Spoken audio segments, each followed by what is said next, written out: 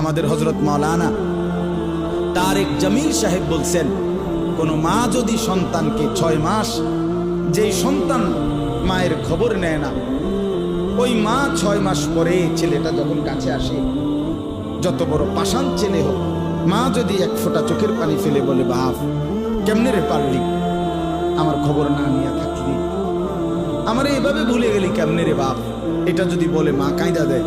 যত বড় পাথর দিল সন্তান, তার কি মাথা নড়বে না? রব্বুল আলামিনও যেন ডাক দিয়ে বলছে, আনিস আজ একটা বছর হলো কোনোদিন আমারে নামাজের সেজদা দিলা না, কেমনে রে পারলি? কোনোদিন একটা বছরে একদিনও 5 ওয়াক্ত নামাজ পড়লি না বান্দা, কেমনে রে হলো? আচ্ছা কি বলবেন তো? আল্লাহ এটাই তো জানতে চাইছে। মা গাররা, মা আমার ভাইটা আছে, আমার ভাইটা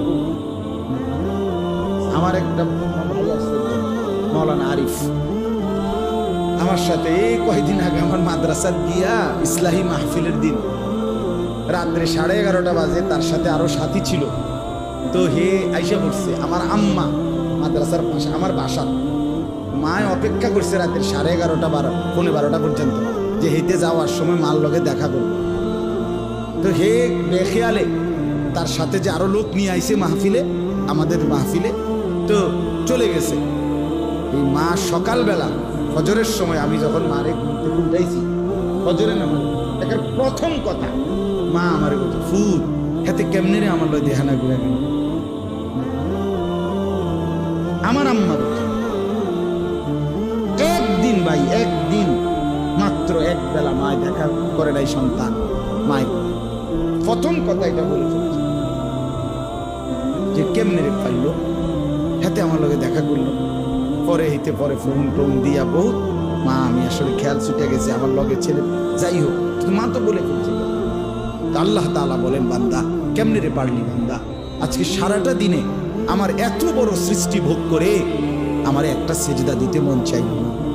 এই জন্য যুবক ভাই বলো না, এই রাত গভীরে, রাত হয়ে গেছে, দেরি করতে চাচ্ছি না আসলে, মেহেরবানি করে বন্ধু নওজোয়ান ছেলে তোমরা বলো ভাই, ইনশাআল্লাহ আগামীকাল এই আজকের ভোর থেকে ফজরের নামাজ পড়বা ইনশাআল্লাহ।